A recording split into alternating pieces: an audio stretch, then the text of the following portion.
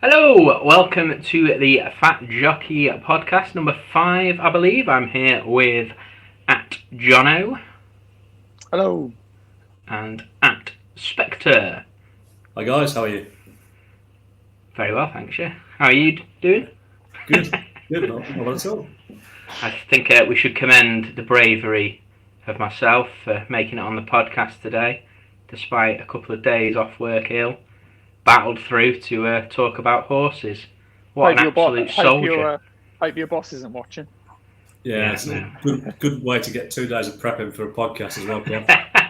Yeah, definitely 2 days worth of full-on prep. You're going to be amazed. Well, to be fair, it'd be 2 days more than you've done for any of the others. Sadly, very, very true. Okay, so today's episode is going to be one suggested on the forum. It's going to be our Longshots, 16 to 1 plus everyone, 20 to 1 plus everyone. I mean, I've got 325 to 1 plus. All right, okay. I thought it was he's changing the rules. Yeah, the rules have changed. Double figures. Well, guys, yeah, load on at 10 to 1. Oh, come on, he's already trying to get the wind up in. Come on. Well, I suppose, seeing as I've actually gone for some long shots, we might as well start with your short price ones then, shall we, guys? If one of you wants to go first. Yeah, go on. I'll go with my 10 to 1 shot first, Kev, just because you got the dig in early. But at least, I'd rather be tipping a winner than 3 donkeys. So, yeah, good point. Right, so I'm going to kick off. We'll go for our shortest price ones of these first. So my first one is Bartlett Flow, actually. I think he is just really good value in what is potentially a really poor race. He's still a double figure price with a few bookies. The price is starting to come under pressure. And when you start looking at the race and looking at his likely opposition, you can see why. Clearly, he's got the big name to beat in Tiger Roll, and he's the defending champion, and he's got an entry this week. I see up at Aintree, which shows he's fitting well. And in my mind, he probably should be the current favourite, not Easyland. So he's possibly valuing himself actually 6 to 1 second favourite, but that's not the point of this show. But the point for me really is instinctively I want to take him on. He's 12 years old now, or he will be 12 years old by the festival. There were no serious opposition last year. Easyland clearly wasn't right or fit, and he was still capable of finishing second. And the thing that pulls the Easyland down last season, apart from everything we knew about him, was some net finishing only a length or so behind him. Where would some neck have finished behind him the season before? 30 lengths, 40 lengths. That for me just tells me just how poor last season's renewal was.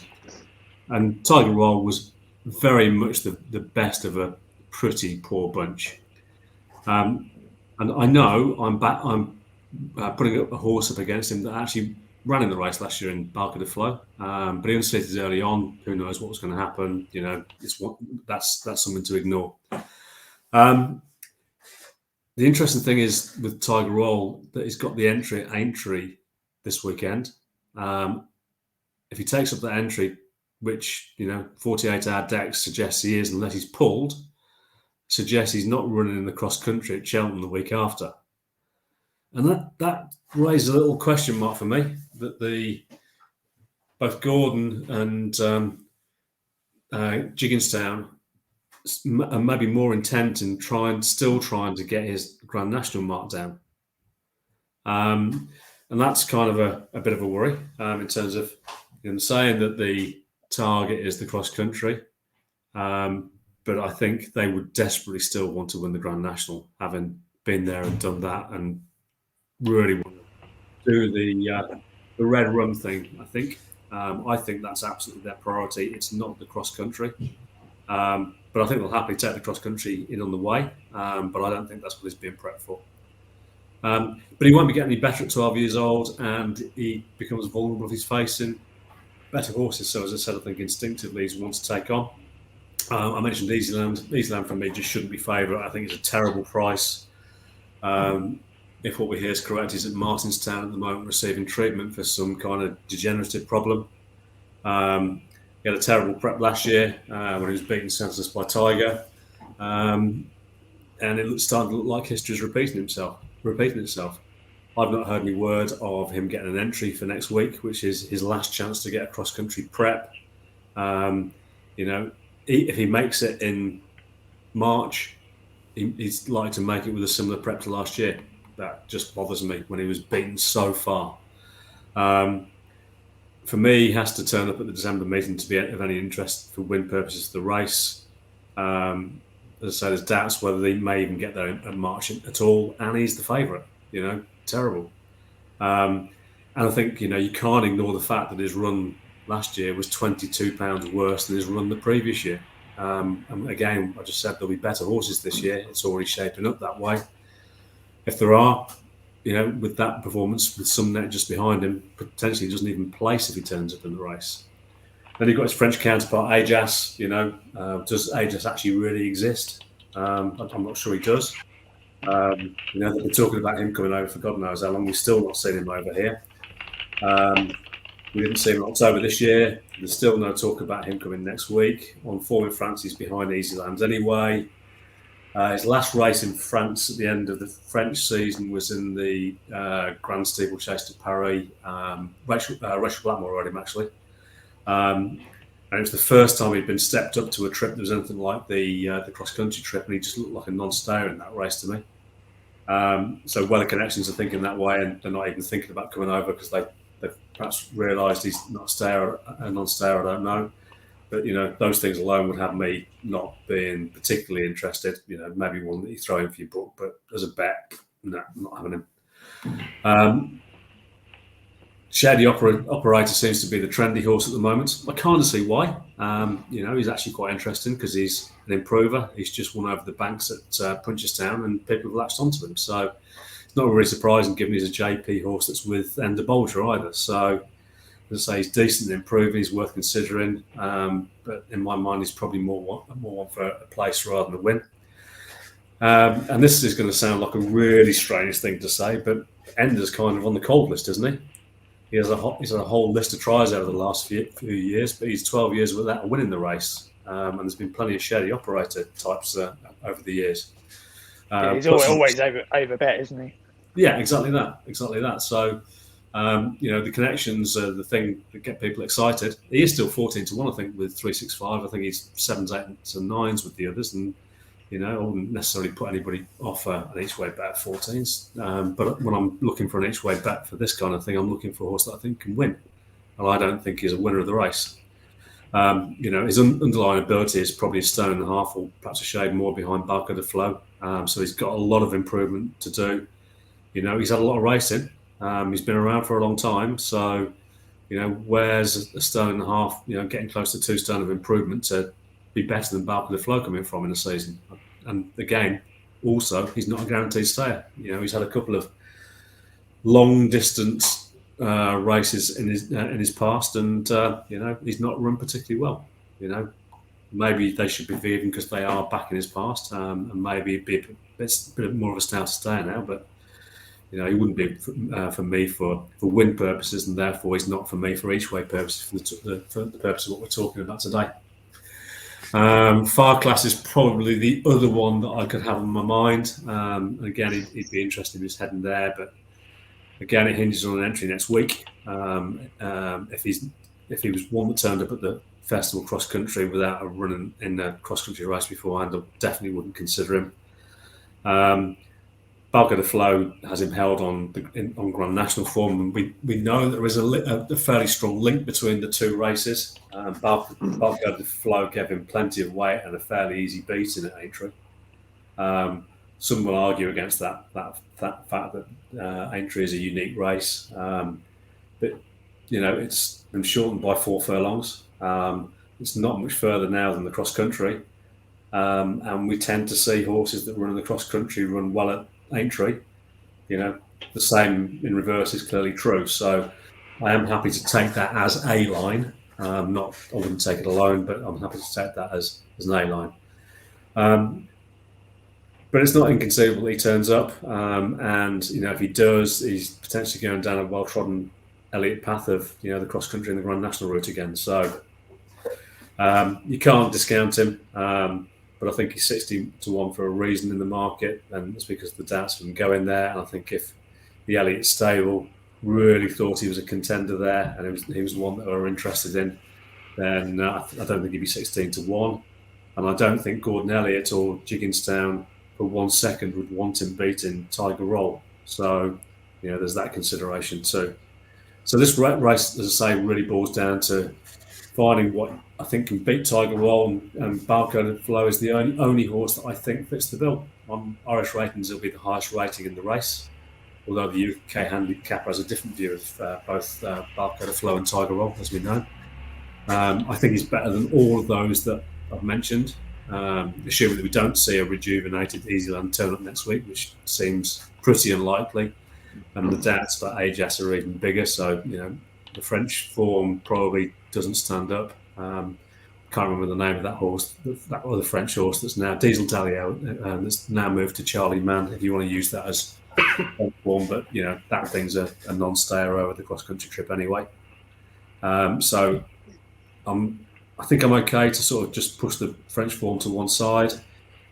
I can't think of any UK horse that's likely to win the race. The horse that Martin Keithley had that won at the October meeting, has to improve 2 stone to win the cross country in December off level weights. Can't see that happening.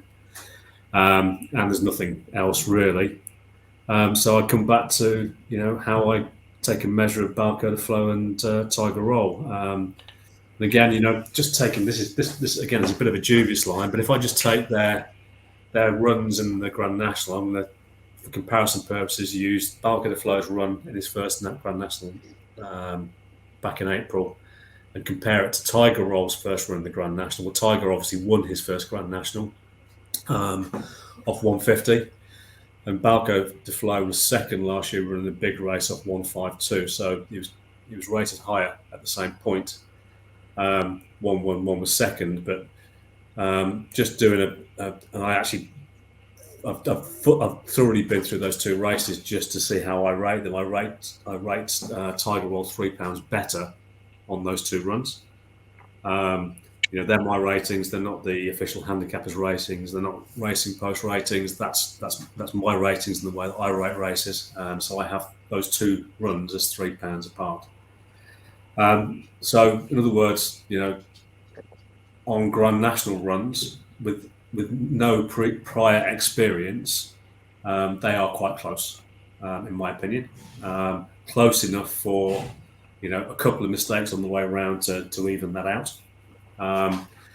Tiger's run to the 170s previously, but not since 2019. And I'd say if he's fitting well and ready to do himself justice, he's probably capable of these days of running maybe to a low 160s in March.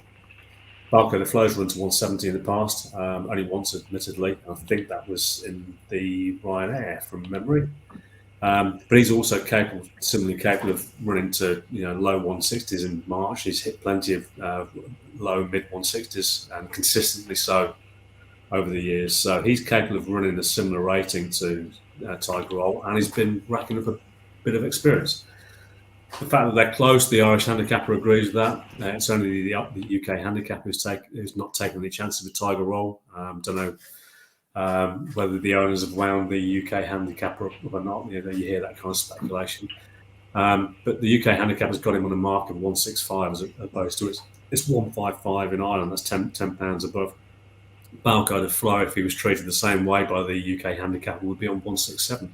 So, if the Irish handicapper is right, Barcode Flow is £2 better than Tiger Roll. Don't think that's necessarily true, by the way.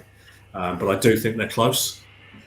Another factor to add is that Keith Donoghue has left Elliott's yard and he's ridden Tiger in every one of his cross-country runs. And so now, as good as Davey is, he's not Keith Donoghue, who knows precisely how to ride Tiger around the cross-country course at Cheltenham. Davey's usually a plus in the horse. I don't think he's a negative specifically, but I do think it's a negative not having Keith Donoghue on board. Rachel's been around the cross-country course twice on Balco, and she'll do so again, I guess, next week. He's probably not out there to win because they'll be, again, protecting his national mark. So won't be concerned when he finishes 3rd, 4th, 5th, or however they ride him to not pick up a penalty. Little breeding fact is that Balco flows out of a Guard Royal mare. Guard Royal was also the sire of Guard Champetre. Won the cross country twice and also finished second in it. And in total, he won and placed 10 times around the cross country course at Cheltenham. So, there's some family connections there. Anyway, look, on waffling, 10-1. Balco the Flow's not the biggest each way price in the world, but for me, he's definitely better than nothing. He's got a genuine chance of winning what's likely to be a pretty uncompetitive race, I think. Fair enough. 15 minutes per go. This is going to be a pretty long podcast. I put my hand up politely to. I don't do short. I did put my hand up one point politely to ask where the case for the win was, but then you did cover your reasons for it afterwards. So fair enough. That is not a race that I have looked at all yet. I just assume if Easyland was fit, he would be the definite favourite, and beyond that, I don't really care at the moment. So, not a race I've got a lot to add, to be honest. What about you, Johnny?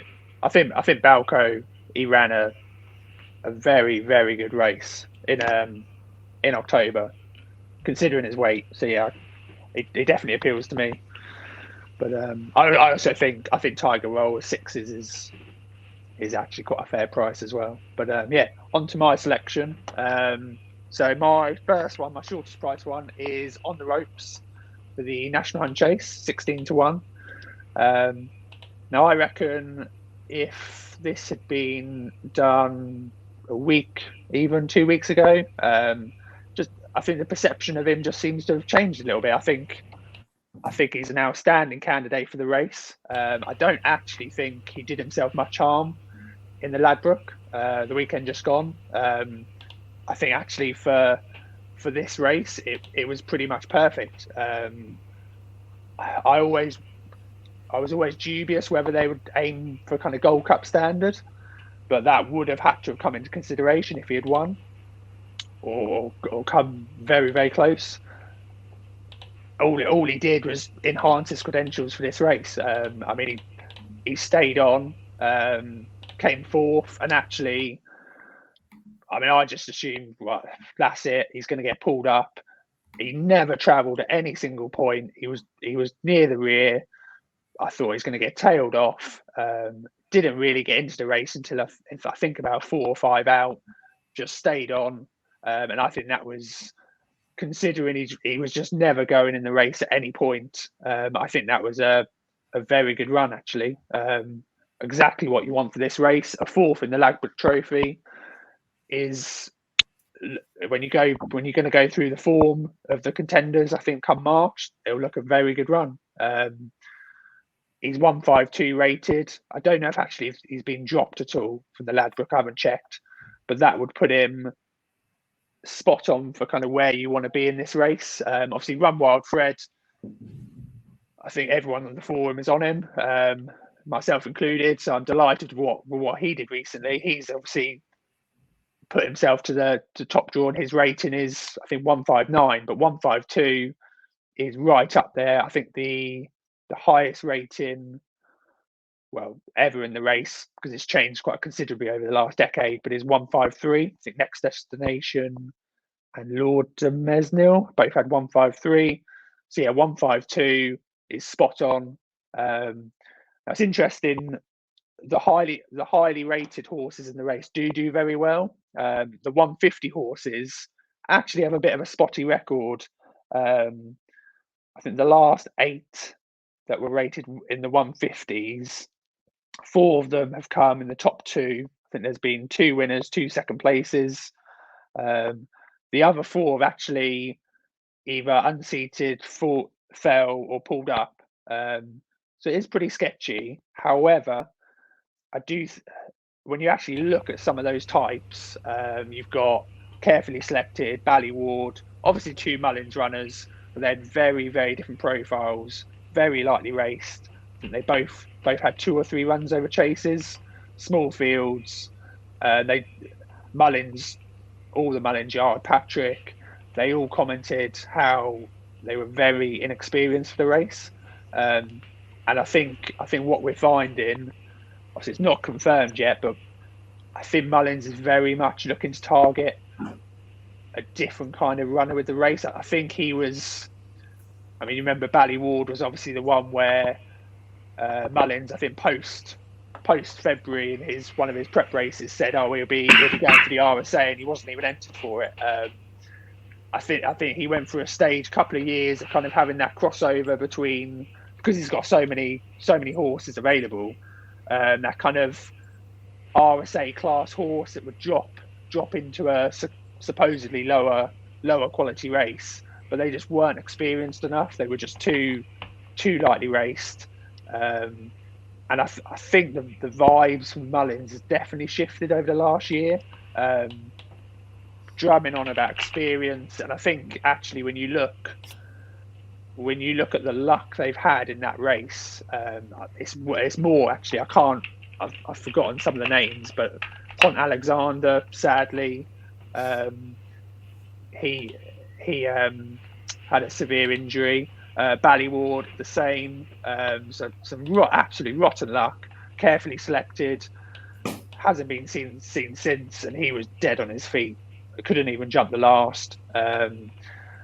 Or the previous 20, he jumped like a pig all the way around. Yeah, he was. I thought it was an absolute certainty that day. So yeah, I think. I mean, Mullins has already name checked the race last season. He said the form. I think after the run behind Monkfish, he mentioned the 4 miler. Obviously, how much weight this is, but I think Ruby Walsh has already name checked the National Chase for him recently. I would be very, very shocked if he doesn't go for this race. I think it's pretty much bang on. I think what he's done, the Munster National, he looked a class apart in that race. I think he's a very classy horse. Obviously, yeah, second to Monkfish, beat Ascaria 10. He obviously had history in the National Chase last season, coming third. I think 16 to 1. I mean, what you find, and this is one of the benefits to Bet365 and Cash Out as well, is they lengthen price because they have to with the Cash Out. They lengthen prices. I mean, he's top price 16 to 1. He's generally 12s. There's 114s, but 12s 10 to 1. I mean, I think 16 to 1 after that Ladbroke run is, if you weren't on him already, I think you have to be taking that. I think he's only enhanced his claims. I mean, if you look in the market, Run Wild Fred has obviously deservedly gone to the head of the market. I mean, you look at people like Statler. Again, you're going back onto the kind of inexperienced novice chaser, and you've got to remember that this year it's only December, but we could be looking at, especially chasers, 2 runs max for Mullins. I mean, you've seen like this weekend's entries. They looked amazing. Handful of horses coming out, none running. I think you're not going to get, especially from someone like Mullins, you're not going to get horses that are having 3 or 4 runs over fences. It's just, I think it's too late in the day. Someone like Statler wouldn't interest me one bit. Even if I liked him for the race, which I don't particularly, I just think you're going to be coming off in a couple of runs. Ahoy Senior is what is the old RSA all day long. Obviously, the boss is Oscar, name check for the race. I still think he's been held back slightly. Obviously, the Paddy Power at Christmas. He's still of absolute interest being an Elliott runner, but yeah, I think Run Wild Fred and On the Ropes, they're a clear class apart. I think they've got so much. They're the typical horse you want for the race. A mix of second season chasers, bundles of experience, big old handicap chases. They look absolutely ideal. So yeah, I think 16 to 1 each way, absolute bet. Yeah, that is each way for sure, because we all know the mystery horse is winning the National Hunt Chase. for Mullins? No, you're not going to put Dickie Diver up, are you? Absolutely not. Absolutely not. Capodanno wins all. Yeah, but Capodanno the same problem as Statler for me. I think John is right on the money here. Willie Mullins is so far behind in terms of getting horses out. He's not only got to, with horses like Statler and Capodanno, he's got a second problem. It's not just getting racing to them; he's got to get them qualified over 3 miles as well. And that isn't his style to start those horses off over 3 miles. So, it becomes a bit of a race. So you couldn't be confident about either of those. I think I posted on the forum somewhere that what I wanted to see from On the Ropes and the Hennessy, or the Ladbroke that it's called now, was I just wanted him to be staying on into 3rd or 4th. And he stayed on into 3rd or 4th, Exactly. You wanted him to win. Yes, I had a bet on him on the day, but that's the way to cover it, isn't it? He was actually as well. He was quite lukewarm in the betting. He was. I think he was joint 3rd favourite, 8-1, but barely any money. I think he started 7-1 in the morning. Barely any money for him. Yeah. All the money was Eclat de Rire. I think Arillo got a fair bit. Obviously, Fiddler on the Roof. But yeah, there was very little confidence actually in On the Ropes if you looked at the market. So look, I 100% agree. I think 16-1 is a really good price. It's a massive overreaction to what happened. It's what you'd want to see as a trial. Ran the race that you wanted to see as a trial to know he was going to run in the National Hunt Chase. If he'd gone and won the race, he wasn't going there. He was going to the RSA. If he flopped completely, he was going nowhere. So I don't know what people would have wanted. And of course, a bit like you touched on, he is obviously he's already qualified. But yeah, he's already qualified, and yeah, there's not a handful of runners. Yes, it's only December, but you still got to qualify at some point. I think Vague on the forum mentioned all it takes is Stone Brews, and you can be looking at a prep race in February, but if you have a little setback, that's not straightforward either. There are actually a lack of races to qualify over in Ireland once you get into the new year. I think you end up, the last chance saloon is the 10-up chase, I think. Yeah, so, I think so. You can run in some ordinary race somewhere, but when you've got those kind of horses, you don't run them in those races. You run in, the better races. So there's a lack of course, with Mullins, you have one of the best jockeys, which obviously in this race wasn't a consideration last year given COVID. But you'll be looking back to what's Patrick's rides, what's Jamie's ride, and you've got to get them covered. Yeah, like for me, you're on the money. It's down to 2 horses. It's down to those 2 named. I think Derek O'Connor on Capodanno picks them both up down the straight, but carry on.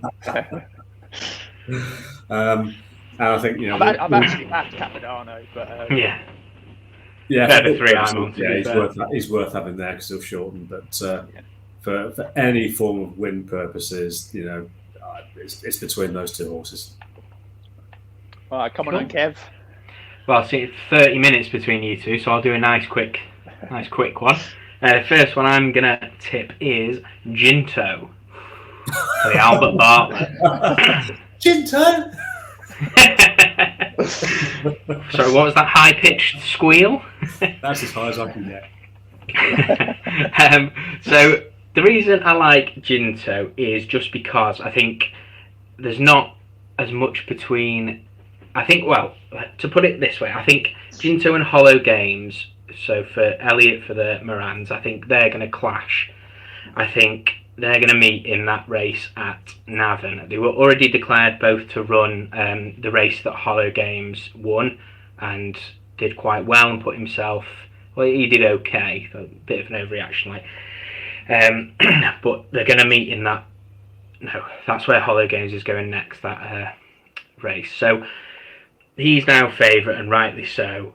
And I just think Ginto he's entered this weekend in a race that Gordon Elliott has also won before. He's won with Death Duty. There's been some quite nice horses that have run in that race before. So I think Latest Exhibition, bless him, was in that race.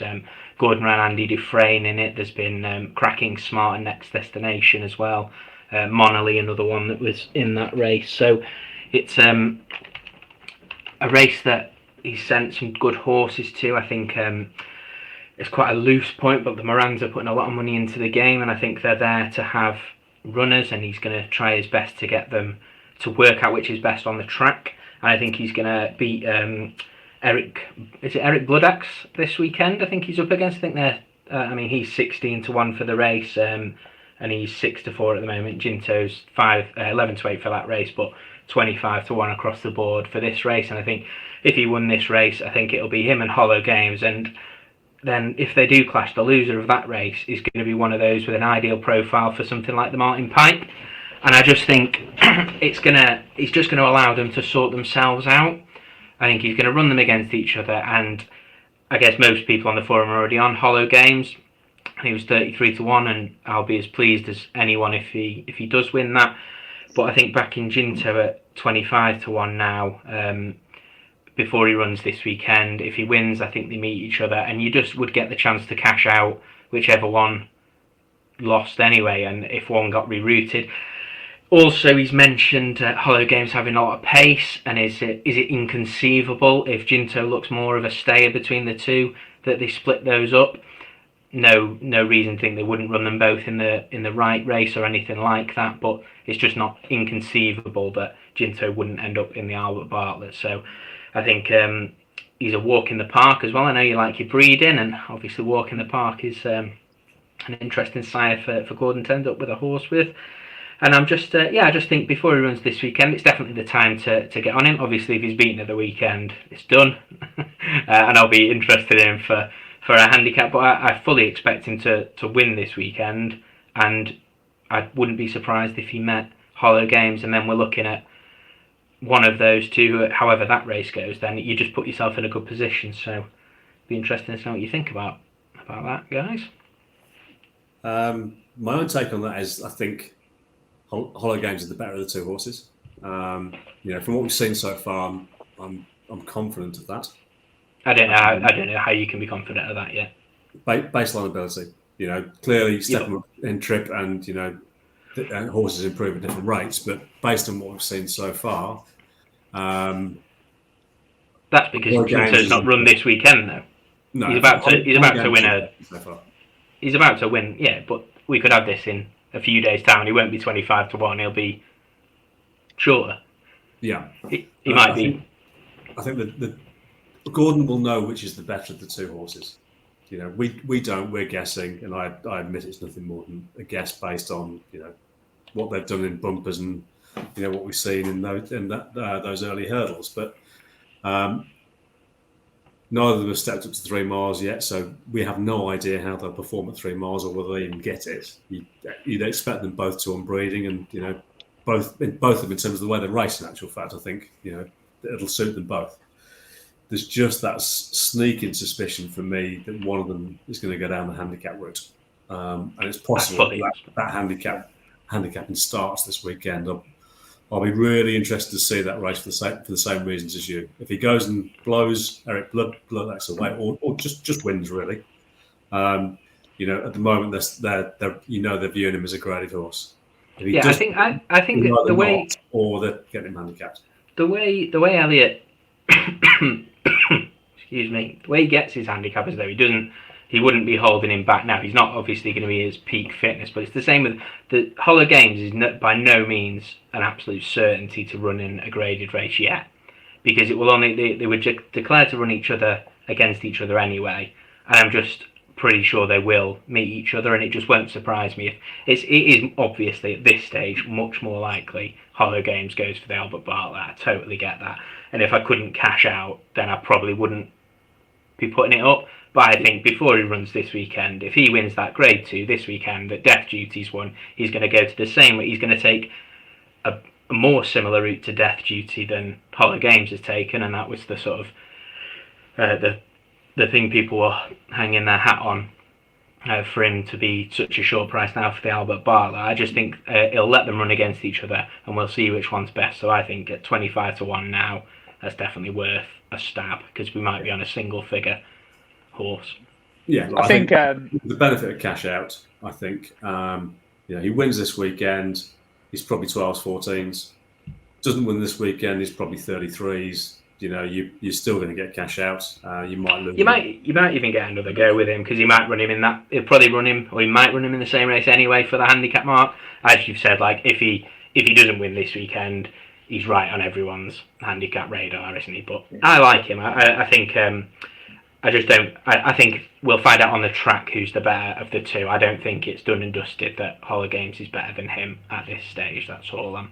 No, and I think in terms of we know Gordon Elliott likes him as well because there was a lot of noise prior to his bumper runs. What he was doing, what he thought of him, and you don't start making those statements about horses that aren't very good because you just look foolish. He didn't run particularly well on his first bumper, but he's improved a lot since then. In terms of ratings, I think Holler Games is only in the mid 130s, isn't he, from last? Mm-hmm. I think so. In fairness, he does. There's leeway there. That I think if Ginto would, I think Ginto would was to put up a performance that put him to the top of the pecking order. I think there's a lot of leeway to work with Holler Games' mark as well. So I think. Yeah, I don't think it's a given. I would say Holler Games is, in my head, he's the Albert Bartlett runner, but I think that could change. Could change, definitely. No, I was impressed. I was very impressed actually with Holler Games at Down Royal, I have to say.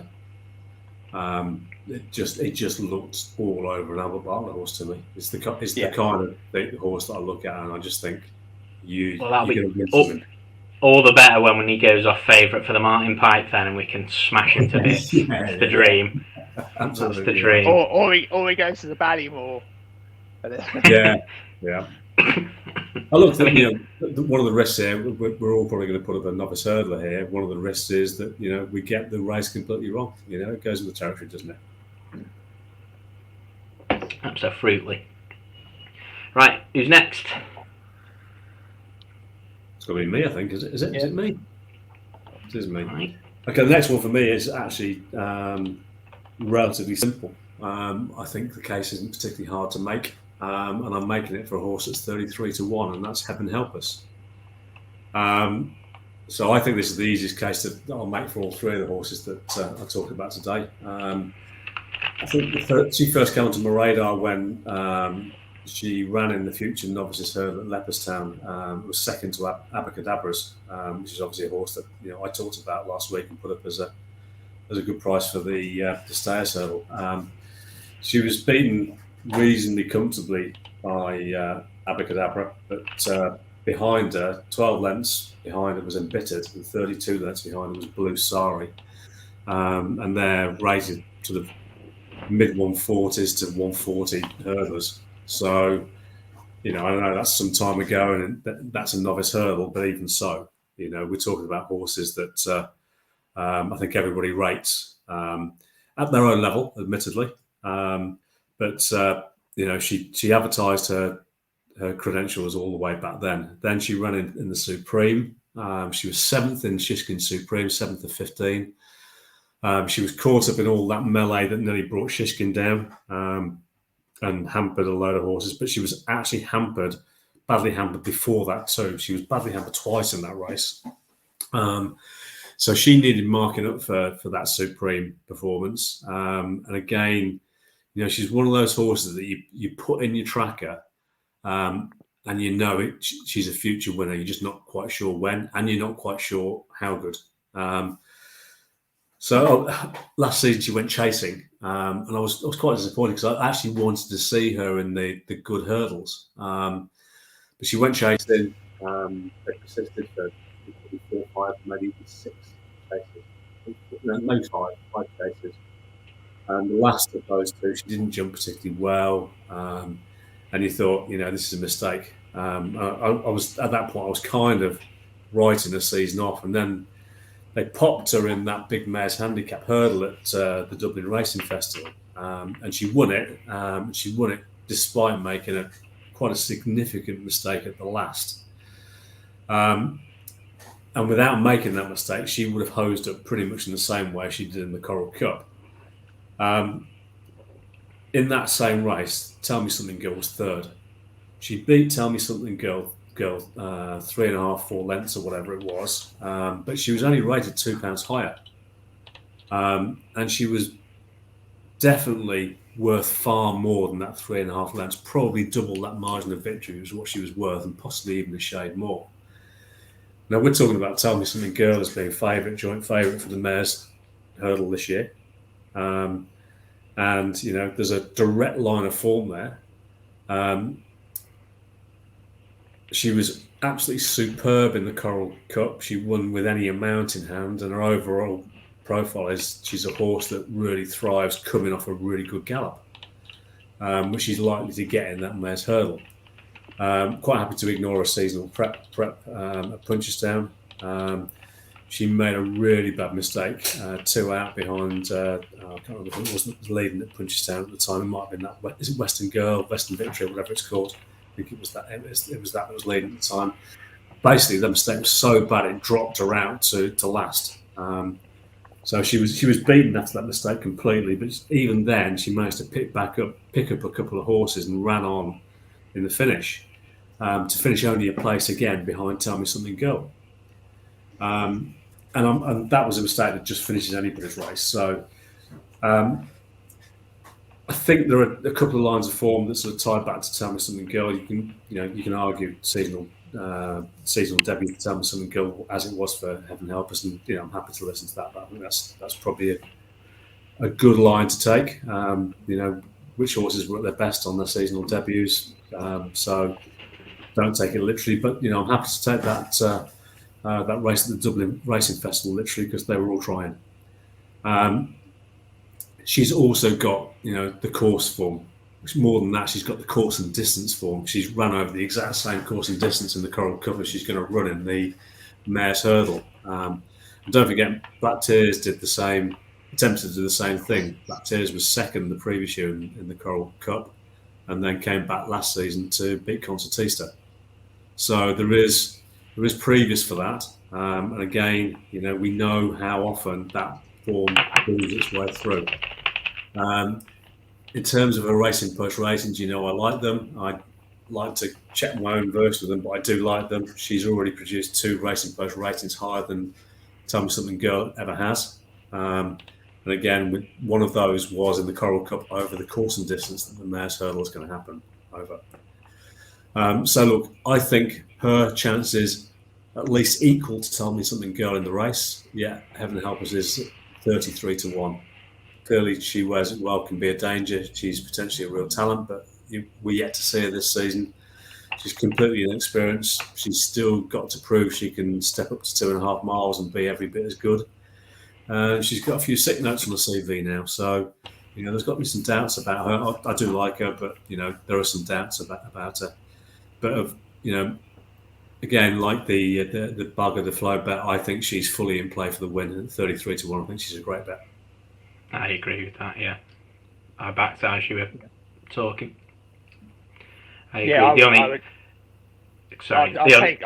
I'll take her over Tell Me Something Girl, definitely. I think, and I think age, she's only a year older. I think actually, it's not even like she's less exposed. I think Tell Me Something Girl 11 hurdle runs. She's actually only got 10, one less hurdle run. So yeah, it's not like you. Obviously, I think the placings might suggest Mares Novice winner is the kind of up and coming kind of young horse with all the potential there, but actually there's not much between them in that sense. Yeah, absolutely. There's a few others that you could probably throw into the mix in the race, but they're all completely unproven. Burning Victory's one I do like a lot for the race, but normally this is a race where we've had a short price favourite for this ante-post pretty much every season I can remember, probably every season I've been into racing, because I think Kivega's first win, I can't really remember anything other than that. Yeah. It was named a company was poor. Burning Victory I prefer for the stayers. I mentioned her last week for the stayers actually, and she wasn't quoted. She got quoted. Whether she was quoted, one of the guys had a quoted off the back of that. She just put it for 40-1. I took it straight away. I think that was I actually did consider mentioning her for the stairs as potential bet, but I think not to not to get sidetracked with it, I think like I backed her straight after I think Vega put her up just before or just after the after Buzz won. Thought it was a great bet then. I think because he ran Benny de Dieu and she was certainly a stayer as well. It wouldn't surprise me if she went mares, but it's not the time or place to start debating where we think Ernovich will end up. But I agree, I would be interested. I would be interested in the stayers as well, to be honest. But apart from that, I think it's a great bet. I've got nothing to knock you back with other than that you cherry picked Black Tears from the Coral Cup and not Dame de Compagnie. That's it. I think it's a great bet. Yeah, well, she went chasing. That's her own fault. Yeah. I've gone in as well. So 3 of us in sync there. Right. So next up for me is a 25-1 shot, and that is in the Festival Novice Chase, the old RSA, and that is Gaillard du Mesnil. Obviously, Galopin de Champs is the antipode. He's not the antipode favourite now, is he? He was. Voice and all. He's obviously third favourite. Ahoy, Senor. Brave Man's Game favourite. Yeah, Brave Man's Game is the false favourite. Have you seen who's fourth favourite? My Drago. That's the one. The horse that's got no chance. No chance. Sorry, mate. Carry on. So I think it's clear that Galopin de Champs is probably at this stage the number one RSA. I'm going to keep calling it the RSA pick at this moment of time. I think probably the general kind of word coming out of the stable would suggest that, and what happened at Punchestown obviously elevated Galopin de Champs to the head of the market. Now, I thought Gaillard du Mesnil would be the runner in that race. I think just after the festival last year, I said that I could see him step. I think he just needs 3 miles. I thought he would step into that race, and I know Saxon on the forum made a big case for Galopin de Champs, and that stepping stone. And yeah, I remember saying myself, I saw the Punchestown race shaping the market. It obviously did with the winner, but I think actually when you look at it, the price discrepancy between the two is too much. I think there's every reason to think Gaillard du Mesnil would have won that same race. Maybe as convincingly, maybe not. But if you go through the runners in that race, he had beaten them mostly all of them in Leopardstown, and I think he needs 3 miles. Obviously, the kind of initial stable tours, kind of given a mixed bag. Some have said mid trips, some have said starting from 2 mile 4. Obviously, it's Willie Mullins. He generally will start all his RSA horses over the middle distance anyway, and it kind of he then just builds it up. And sometimes they don't even run over 3 miles until the festival. Obviously, this year as well, there's going to be very much one. We might even see them take each other on, or they will just even more so than some years be going over any trip necessary just to get the runs in. So I'm not overly concerned about kind of where they're placed, what the vibes are. I think at the end of the day, for me, he is a 3 miler. I would not back. Obviously, granted, if you gave me a wild price, but I would not back him to be Bob Ollinger over the middle distance ever. I just in a match bet, I'm going Bob every single time. He just, to me, doesn't have that injection of pace over 2 mile 4.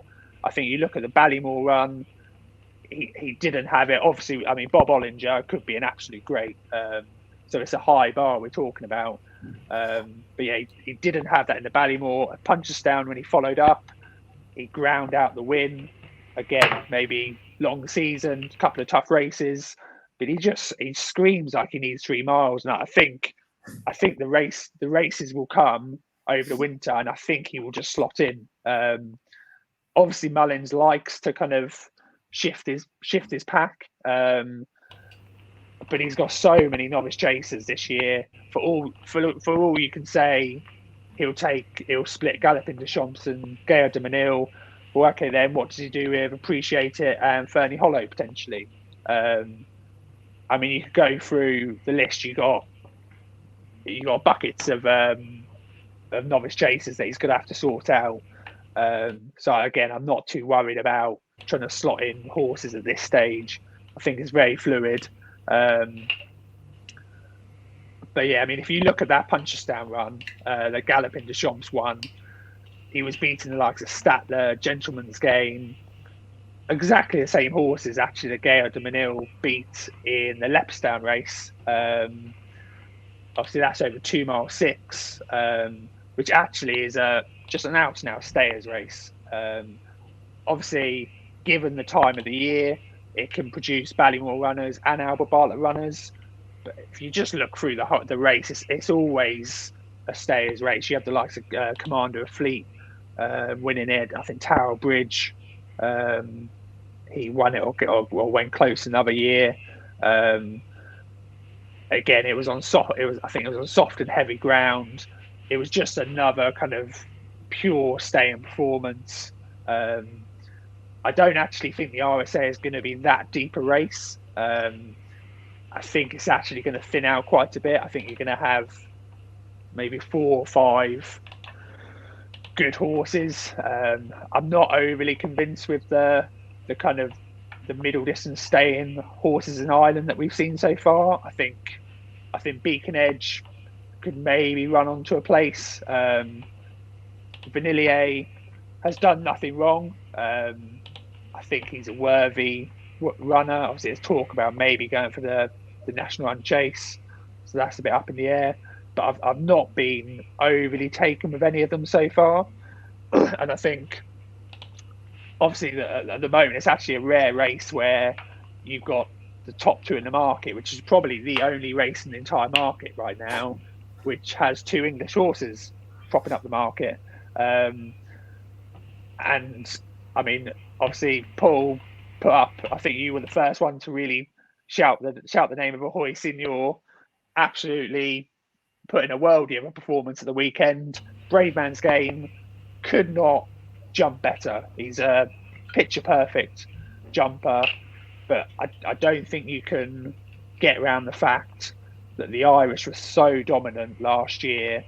They won all. I think they won every hurdle race at the festival. But yeah, obviously that doesn't always translate. But the Irish horses are starting off at a higher base, just as a general term. So I think, I mean, for me, I would have him over Brave Man's Game, definitely. I think that Ballymore run would hold up, and I think the further they go, the bigger the distance would be. As good as he has jumped, the Nichols runner, and yeah, I think actually Ahoy Signor's win kind of shows how volatile, particularly this race can be. I think it was 33-1 before the weekend. Obviously, ran a good debut before unseating, unfortunately, earlier on in the season. But yeah, now obviously a wild kind of performance he put in, but now he's single figures. I don't think it's going to take much for Gaillard de Menil. I assume he'll have to take in a better than average beginner's chase than you'd probably get most seasons. But I think he'll probably win it. Granted, if he's having to take on a serious rival. All the talk has been about how he's a chaser in the making. And yeah, to me, you go through his form. He won the Leopardstown race, second in the Ballymore, followed up a Punchestown, beating many of the same horses as Galloping Deschamps. I think 25-1 is just wrong, basically. I think the pick of the RPRs, if you like that, I think there's only £1 difference on their best form.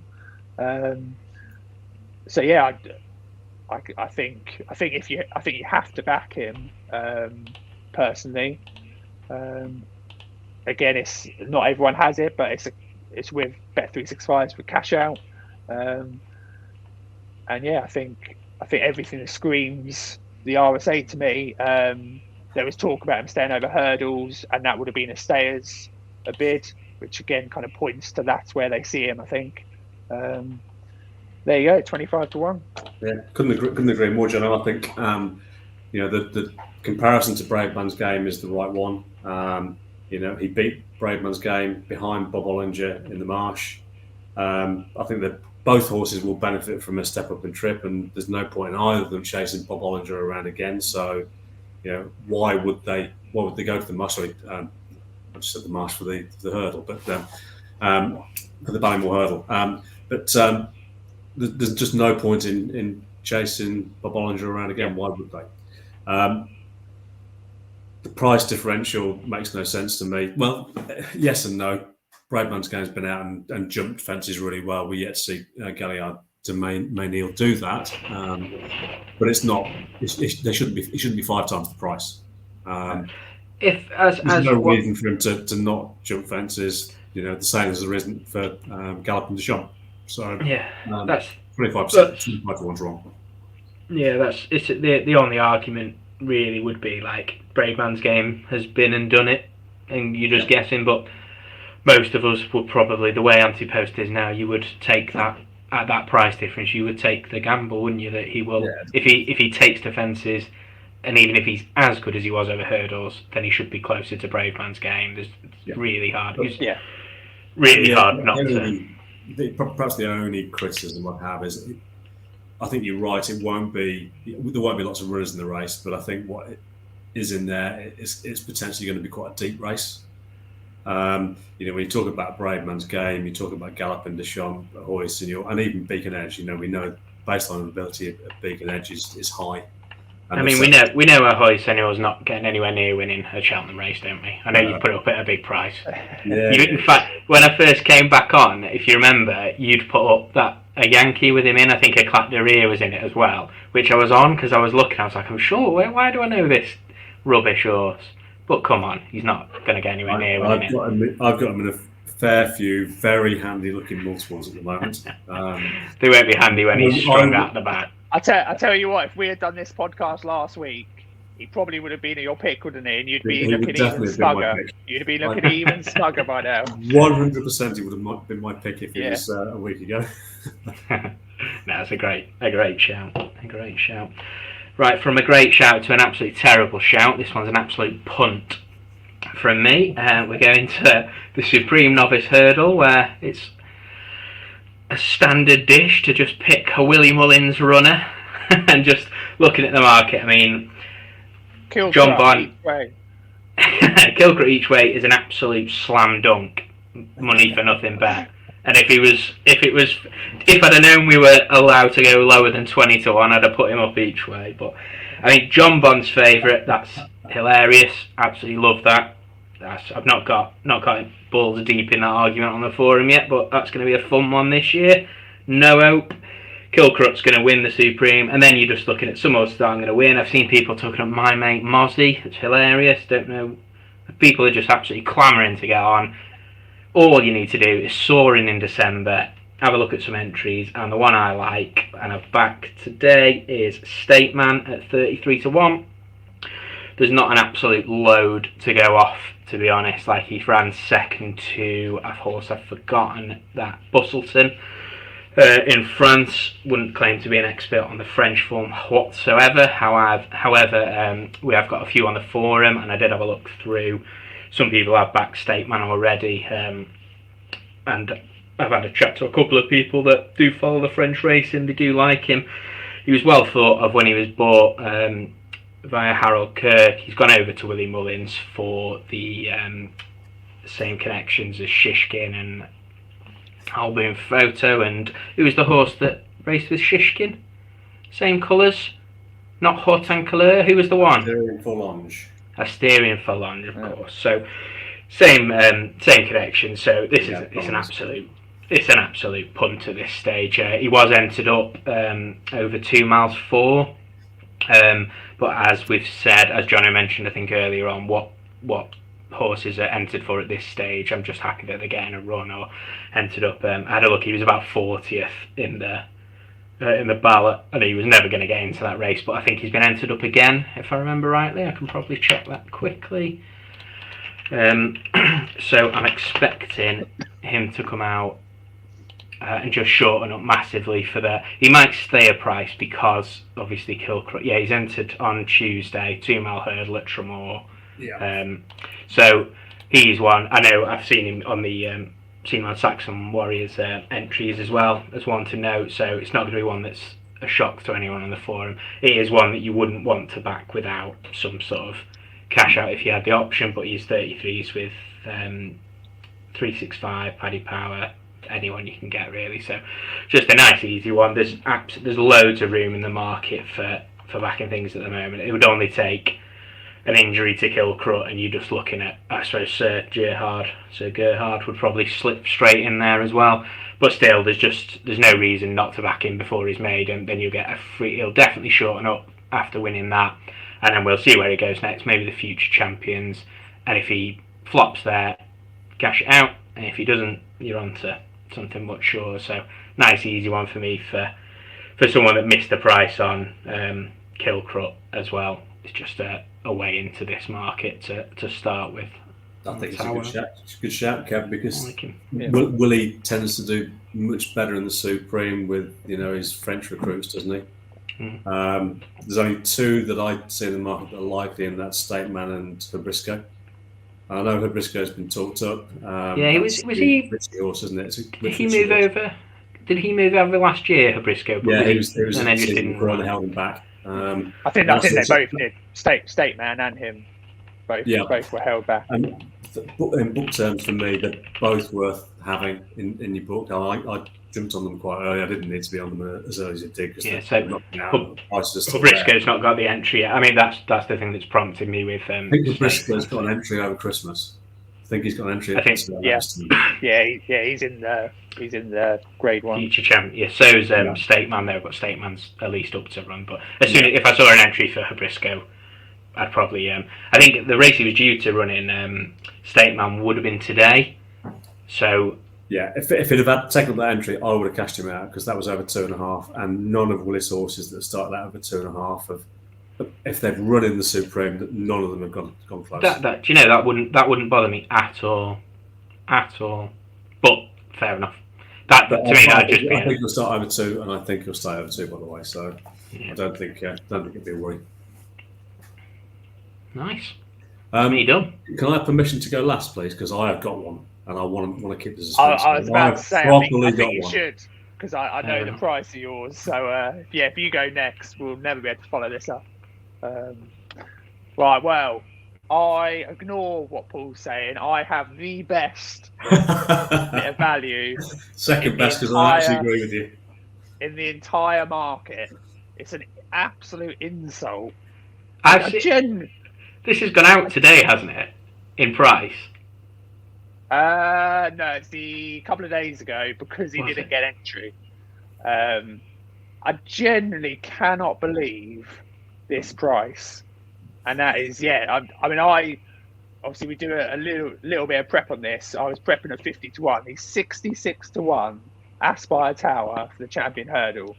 Absolute madness. Now the only thing you can fight back at this price is that obviously he's missed what was a likely fighting 5th target. There's actually been little out of the stable. I would like to hear something. He is actually on the gallops at the moment. I think earlier in the week I heard. Yeah, so he is on the gallops. He's not currently in his box. I don't know why he hasn't got the. Really? Well, yeah. Is he in the no chance of winning the champion. I don't know those. He's in a hotel. He's in a hotel waiting for his 66 to 1 win. I don't know why he hasn't got the entry at Christmas. Obviously, that's not ideal. I mean, de Bromhead is coming over to England a fair bit this year. We'll probably have a King George runner. maybe he comes over for the Christmas hurdle. But I think really, if he's going to run a Christmas, he would have had the entry. So yeah, you have to acknowledge he's had a setback of some sort, without doubt. When we next see him, I'm not sure. It wouldn't. At first, it was bothering me. If you actually look last season, he had 2 runs prior to the festival, so he doesn't need a lot of runs to get him going.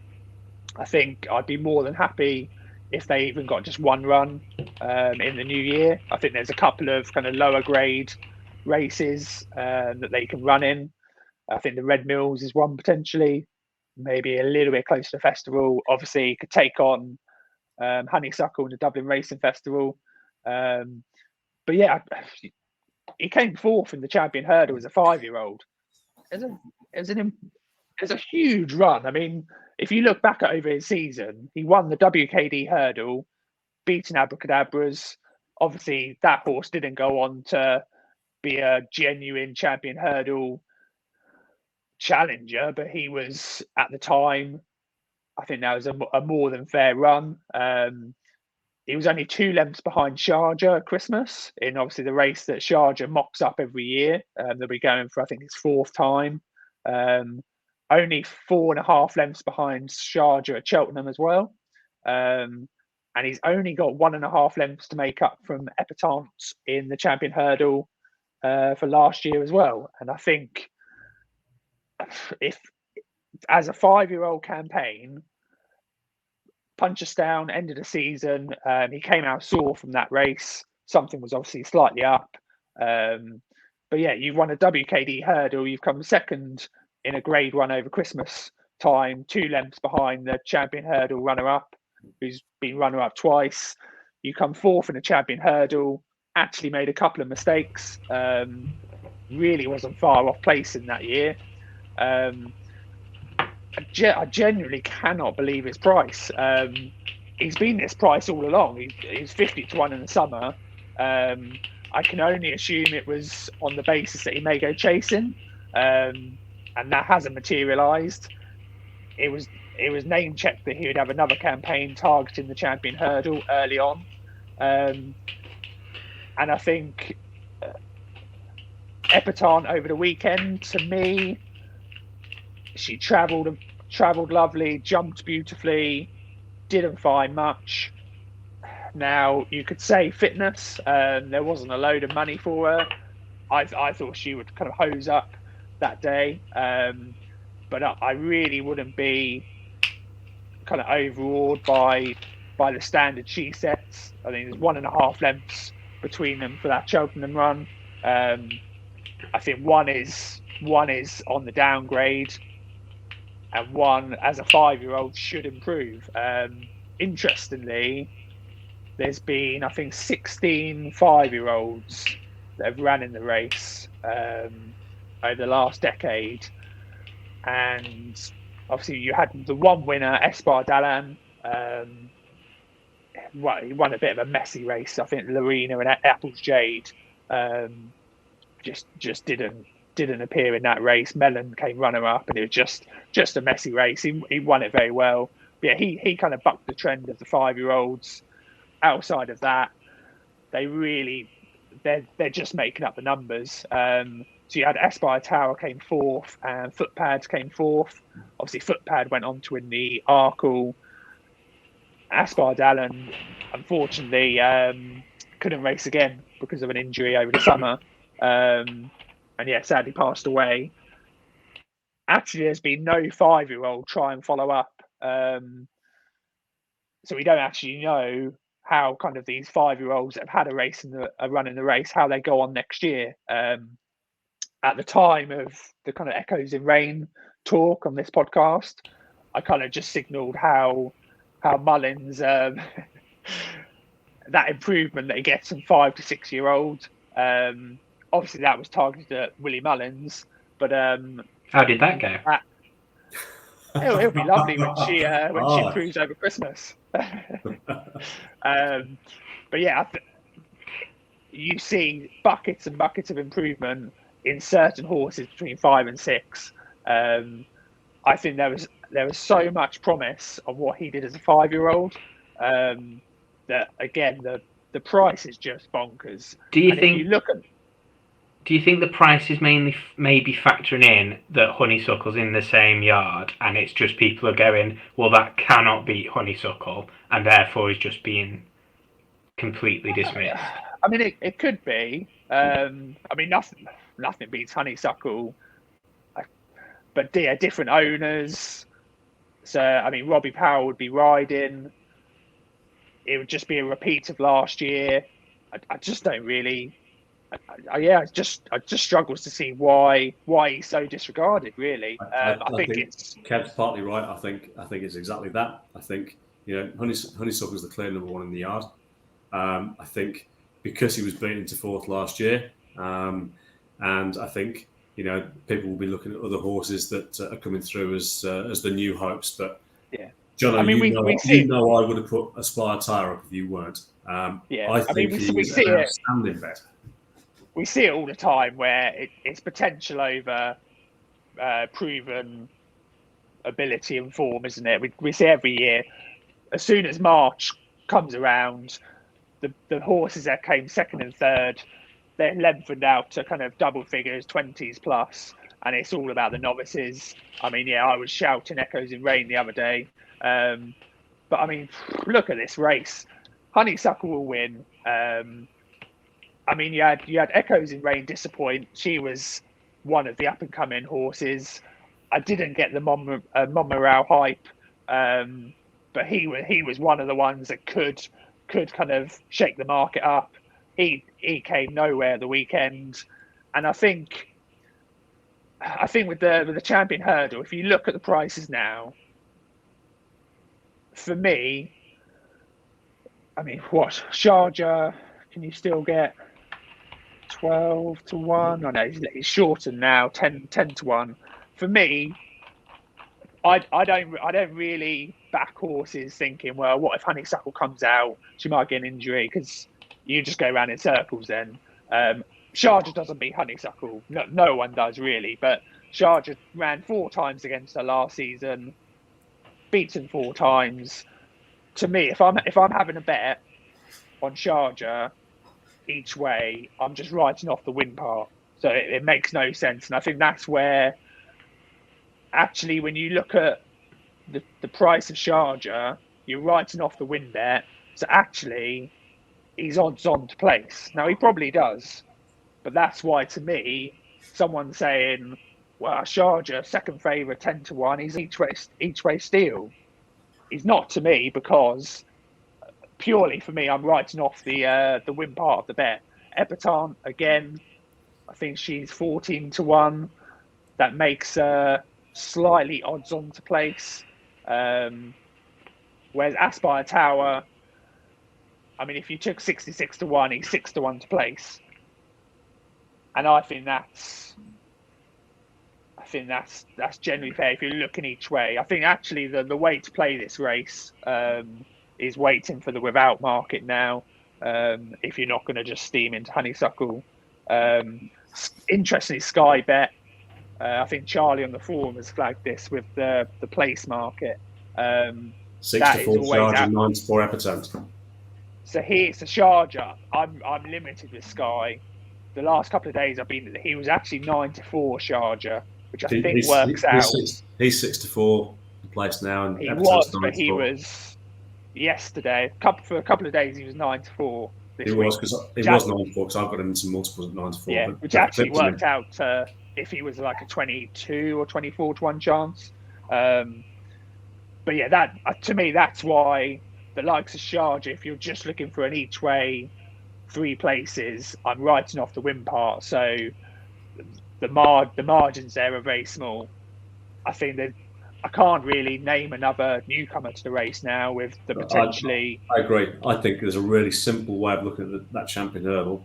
I think the first 4 home from last season could easily be the first 4 home this season, not necessarily exactly the same order, I might add. And I think there's something else that I'm going to add to Aspire Tower, John, because there's not a single thing that I disagree with there. I think you're absolutely on the money. But I think there's something else with Aspire Tower too. I think the reason he was beaten to 4th last year was he doesn't quite see the 2 miles out in the top company. but that was as a 4-year-old. Sorry, as a 5-year-old. Second season out of juvenile hurdling. I think he's entitled to be a bit of a more mature horse this season, and I think that's the reason they've kept him over hurdles rather than go chasing, because I think they see that too. There's been talk about him. We want to see him in the stayers. He's not a stayer. He's not bred to be a stayer either. He's one of those that will be a bare bones 2-mile horse, and he will be his best when he fully matures and he sees out a truly run 2-mile race. He didn't quite see it out last year. I think there's a better chance of him seeing it out this year. I think he's a proper player. I think he's probably going to be the second best horse in the race behind Honeysuckle. And there's a lot of water to pass under the bridge between now and next March. I hope to God that Honeysuckle gets there and she's in her best form and she shows herself to be the true champion that she is. But there's no guarantee of that happening. And at 66-1, absolutely, as you say, completely bonkers not to get it on side. Kev was loading up there as we speak. I'm already on that.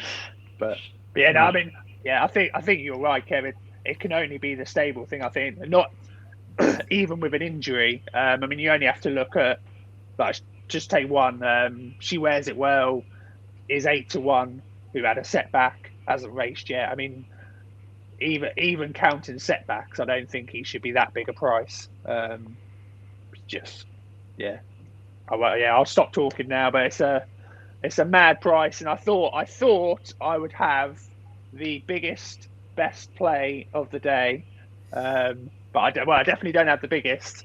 Yeah, I've heard that. Hey.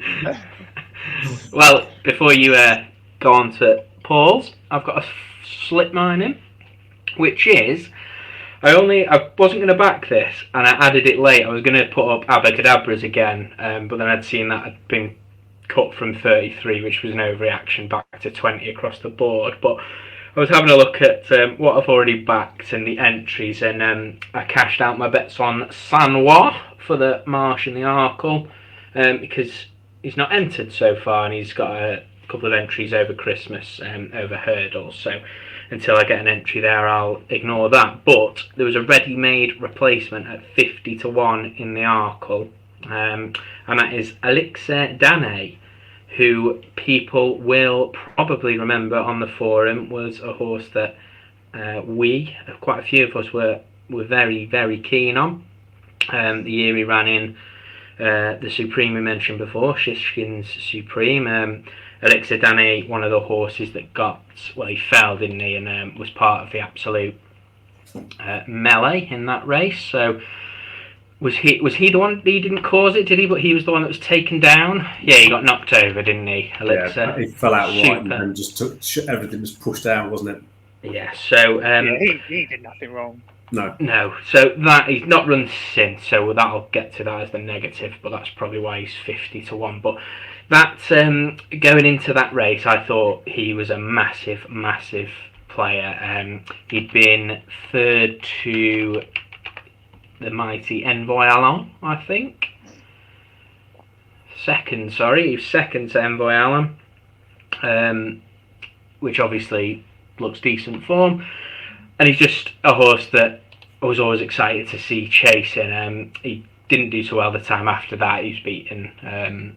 But then, who knows? He was going as well as anything, as was like Captain Guinness or anything like that. But if you think back to last year, a horse like Captain Guinness was all the rage for the Arkle. It was sort of the sexy horse to put up. It was like always right connections. He's with the Bromhead, and he would have done well in the Supreme, and he'll improve. And he ended up, I'm sure he was quite a big price, and then won on his chase debut and was second favourite for the race behind obviously Shishkin.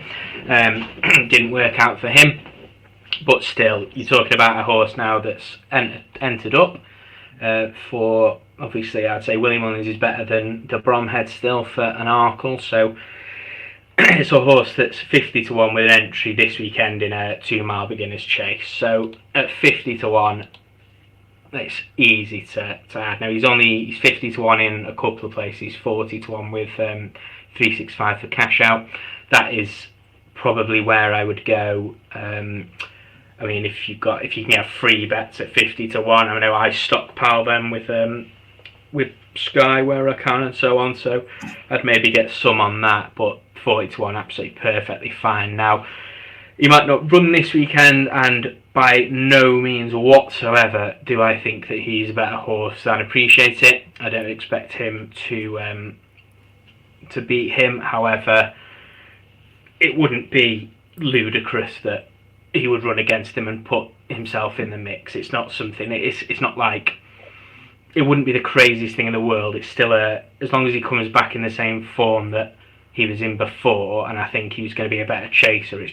It's a wild difference between the two, and obviously you can't be backing Appreciate It at 5. Well, you can back Appreciate It 5-2 if you like, but the Arkle for me is a race where I wouldn't mind having more than one on side, and despite Willie not really having more than one runner in the race, and JP not really having lots of runners in the Arkle, this far out at 40 or 50-1, that wouldn't bother me massively.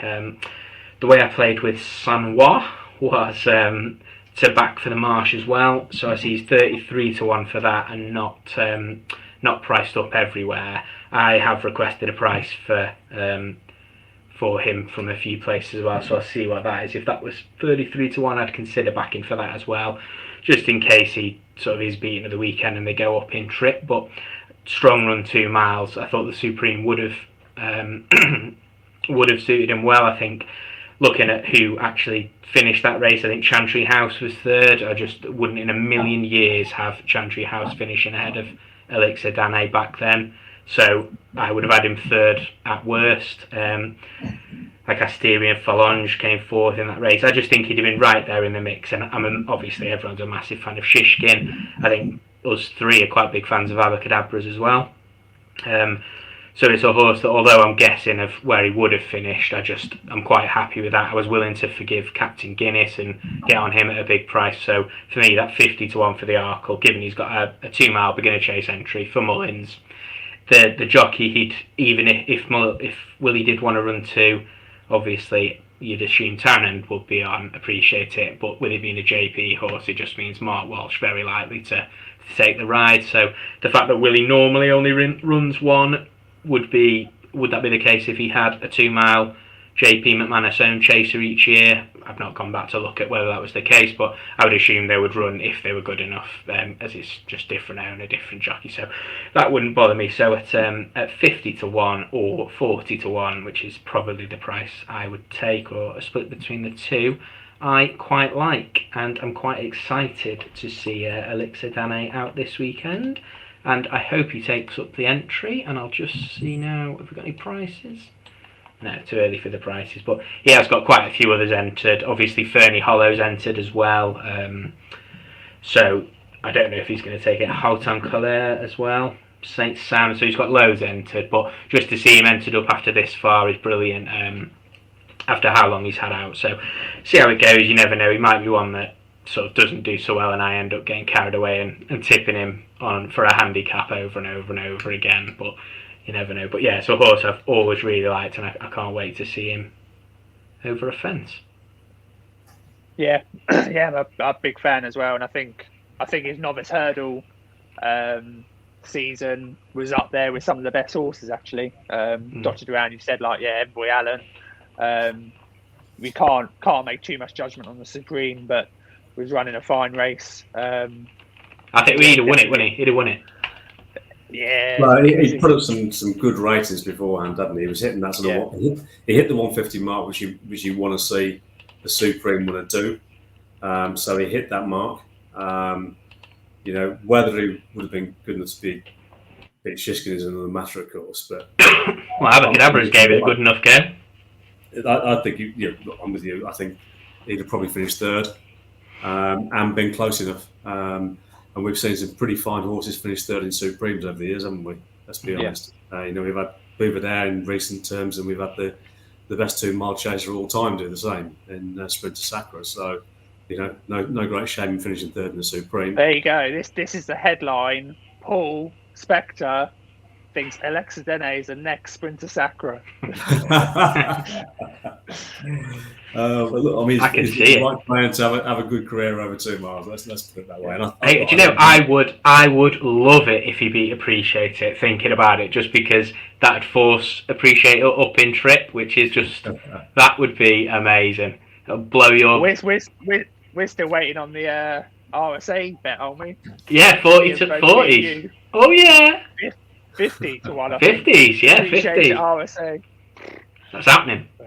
Look, Retirement money. I think Elixir Danae is a really good shout. Really good shout. And again, I think it's probably a horse that's not been on too many people's minds, and hopefully they're watching this, and as soon as they do, they're back in. There you go. Proof that you don't need to prep either. Just pick some on the night just before we come on air. Make some names up, and there's a horse that sounds a bit like that. Yeah. I think you definitely got to take cash out though. If you've got the opportunity, yeah, definitely take cash out though. Slightly lower price. I think I have got some free bets with Sky that I do try and save, but I am going to put some on. If he gets declared, I think I will. Just to take that 50s win, I think. It's a big price, 50 to 1.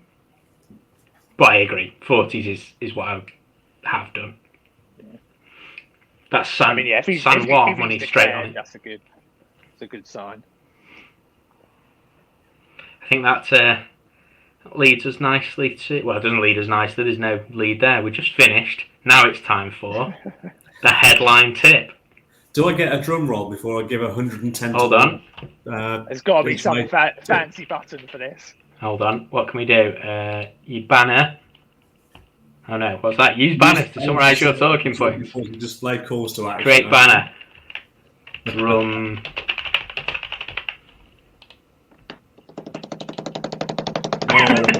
Look at that. Okay, right.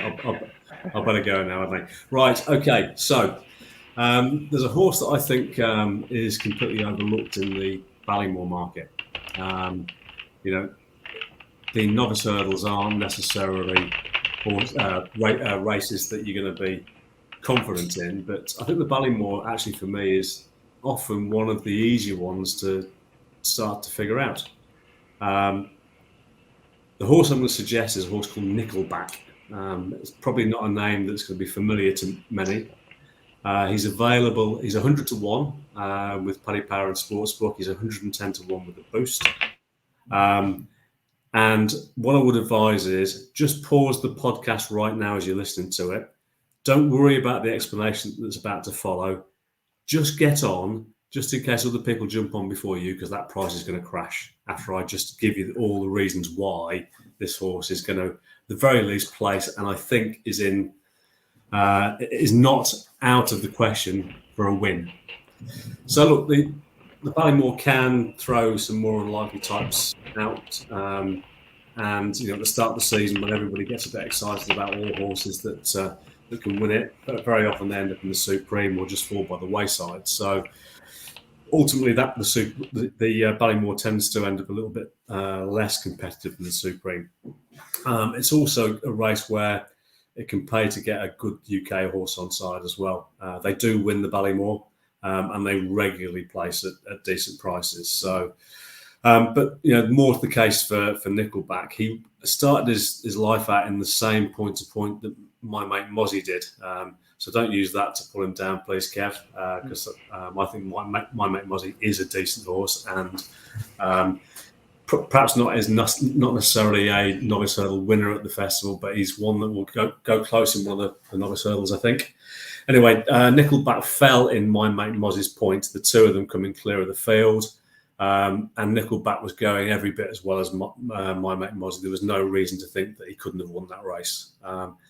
For anybody that does look at point-to-point form and looks back at point-to-point videos, I'd suggest go back and have a look, and you'll see exactly what I mean. My mate Mozzie currently, if you look at the market in the Supreme, the horses that are likely to run in that race that we know at the front of the market is probably third favourite at the moment for that race. So we're comparing to a horse that's already well thought of. Nickelback made his debut in a late season novice hurdle last season. He finished second to Kadzand of all horses, and only beaten by Kadzand because he made a serious mistake at the last one. He was leading. And even then, when he was shuffled right back to third, he recovered and closed up to Kazan land. Shuffled back to third, shuffled back to second. He beat the rest by 34 lengths plus, including a horse of Evan Williams called Only the Bold, who's already rated 1-8. You can't always take these things literally. So, I've done some digging around some more of the form to try and get it to stack up and corroborate it. But it was his first run under rules. Kadzand was already an experienced novice, and it was his 6th run over hurdles, and he'd been touted for a lot of big races at that stage. So people thought an awful lot of Kadzand. As I say, Nickelback was taking him on, in his first run in public. His seasonal debut this season, his 2nd run over hurdles, was at Fontwell, and he posted a Racing Post rating of 143, which for the 2nd run of an experienced horse is right up there with what you'd expect the very best hurdlers to be doing. Certainly those hurdlers that you think are genuine contenders for the two main novice hurdlers, the Ballymore and the Supreme.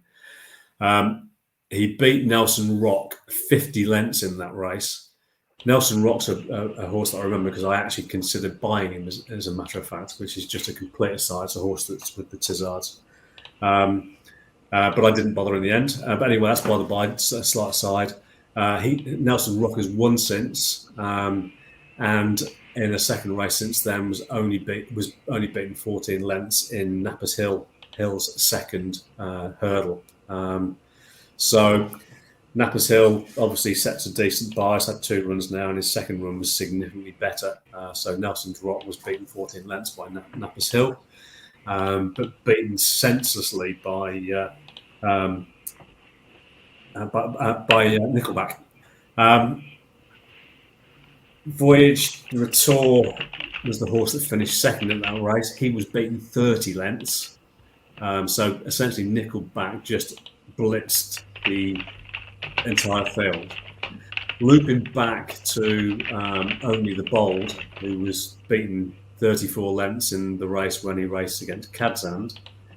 Only the Bold had previously beaten Voyage de Retour 8 lengths. So it starts to add a little bit of substance to the form, that the fact that these massive wins by 50 lengths and 34 lengths, etc., are not flukes. He is actually beating horses with form that stands up. And just as a matter of interest, that race where he beat Voyage de Retour and Nelson's Rock, Bear Gills ran in the same race. It was at Lingfield last season, the exact same race. And Nickelback's performance was rated £11 better than Bear Gills at the same stage.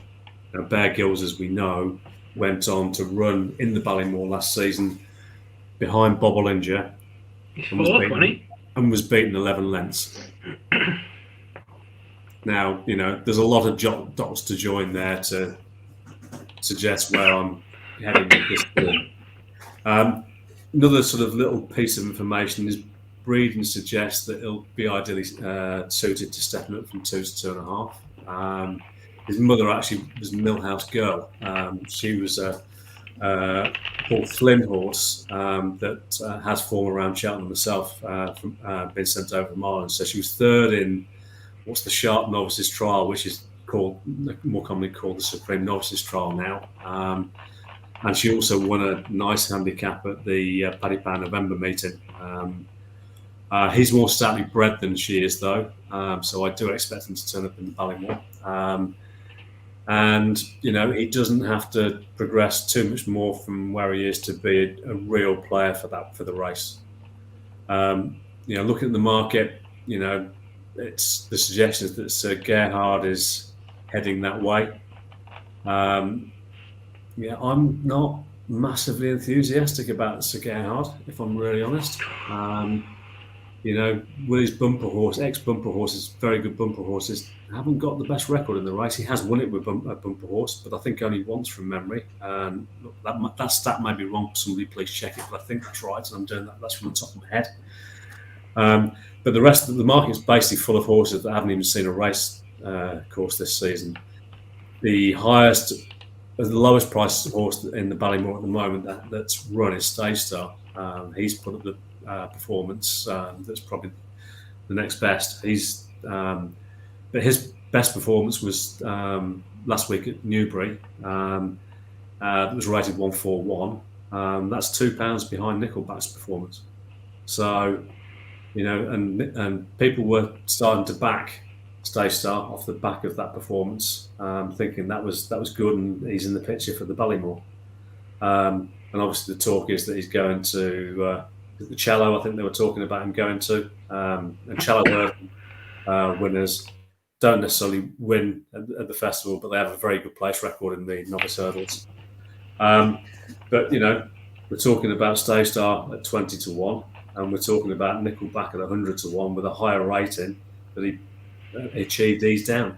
And the reality is, even if some of the hype horses that are floating around run well, they're going to be doing well to reach the kind of level that Nickelback's already shown. So 100-1, 110-1 with the boost, for me, is easily the best bet in the markets available today.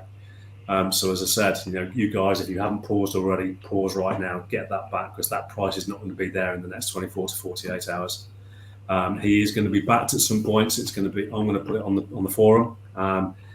This is being said for the first time on here. I'm saying it on here because I'm hoping that the diehards and the forum listen to this before things get posted when everybody's looking in and prices go. So, I am genuinely strongly recommending him as a best at 110-1. You won't hear me say those words very often. Very nice. There we go. I like it. Better pause. Let me pause the video.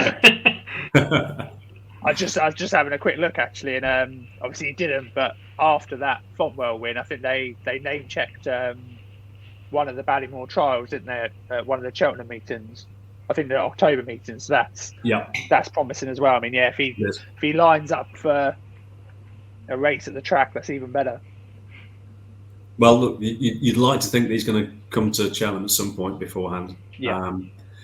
But he's put up a performance because he's with Sarah Humphrey. People just haven't noticed him. It really is as basic as that. He's not with a fashionable trainer at all. Nick Schofield has ridden him so far.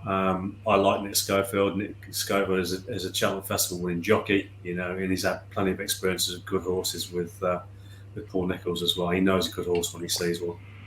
So I like him a lot, guys. I can't sit here confidently saying that Nickelback is the winner of the Ballymore. I'm clearly not saying that. I think he is a chance of being the winner of the Ballymore. He is no 100-1 shot, and he's already put in the performance that deserves for him to be somewhere near the head of the market, and particularly, already having put a performance in better than Stage Star. And as I say, Stage Star, I know a lot of people back Stage Star off the back of that run at Newbury. So really, people have to be backing him at that kind of price. I like it. Do you mind if I put up a little bonus each way? Depends this is going to go against the grain for both of you. You're going to hate this one that I'm about to put up. More than I hated Balco de Flow. Yeah, you'll hate this one significantly more than Balco de Flow. But I think everybody should be backing the Energemin each way at 5-1 for the Champion Chase, because that price is going to go any time. And right now he's a shot to nothing. Well, it'll go on Sunday. It'll go on Sunday, won't it? Exactly that. The price is already coming under pressure. Some have already gone 9-2 and 4s. That 5-1, I think if anybody just wants the safety net, if they're having a good bet, then he's an each way bet and do it right now. And also, based on tonight's suggestion, I think there's a nice little Trixie that we should be thinking about. I love a Spire Tower bet. I like Heaven Help Us a lot, and I love Nickelback. I'd be putting those three in a Trixie. None of them were mine. I know. Not having that. Go figure. Look, to be fair, I thought you might get a reaction from that. Why not just throw actually Danny in there and do the Yankee? He's not gonna, because Appreciate's gonna beat him. Don't bother with that. Don't bother with the Trixie. Just back Appreciate it to win the Arkle. Yeah, absolutely. What time's who's an Energemin actually up against? Am I going to have to? I don't even know. Obviously, Captain Guinness is coming over for the. It's not even Energemin's not even in the betting, is he? They are. They won't price that up. He'll probably be 1 to 3 on. It'll be a jog round. He's hit the race course after that, and that's all that people want to see, isn't it? Yeah. You know, his price gets shortened. He wins, you know, a race that he is entitled. I thought you meant he was going to win the Tingle Creek at a Cante. Shaq and Passoir wins that. Well, yeah, not interested in Ergamine at 5-1 now. I'll take 4-1 when I've seen he's alive, and then he'll end up in the Ryanair because he's rubbish. Not interested. Yeah, okay. 5-1. 5-1. There you go. There you go. Happy days. Oh. Right. Yeah, look, you know, as a Haymaker Trixie or a Haymaker Yankee, you know, I think there's some names in there that are well worth putting in there. And just the place parts alone are going to be some nice big returns. So which were the three? Aspire Tower, though, can you put him in? Like, Heaven Help Us, love that one. That was really good. Heaven Help Us and Nickelback are the three that I'll put up. Nickelback, fair enough. Well, I mean, Aspire Tower's not beating Honeysuckle, though. No, but you know, I'm quite happy for all three to place, or even for look, even if the Aspire Tower and Heaven Help Us placed, you've got a 60-1 place double there. Yeah, I tell you what we could do. We'll see. We'll put all 9 of them up, and then see on the votes, and then we can maybe do a Yankee or a Trixie or a Yankee from the top 4. I'll allow multiple votes. Well, I'll tell you what, we need to get those votes in fast because I reckon some of these prices are going to go as soon as they hit the forum. We'll back them now. Back them now. Quick. Pause. Yeah. Stop. Go. Right. Brilliant. So, Paul, I reckon you know what's going on next. You know the plan. What are we doing after this week? I think next week we should tackle the Gold Cup. We haven't talked about it yet. You know, we're going to have some big races coming up over Christmas, and I think it's about time we got that race done. And then prior to Christmas, I think we need to start talking about some of those big races that are coming up. I think maybe what we do in those 2 weeks in the lead up beforehand, 1 week we tackle the Christmas chases and 1 week we tackle the Christmas hurdles. Happy days. Happy days, right. Anyone else got anything they want to throw in before 1 hour 41? My goodness, guys. You two can't waffle. They're not even going to get to the Nickelback talk. No. Shut it off. Taking the rest of the price myself then. Yeah. Well done if you've got this far, guys. That is impressive. Brilliant. Okay, perfect, guys. Thank you very much. Yeah, I'll see you all. See you all tapping away on the forum soon. We'll do. Cheers, guys. Thanks for listening, everyone.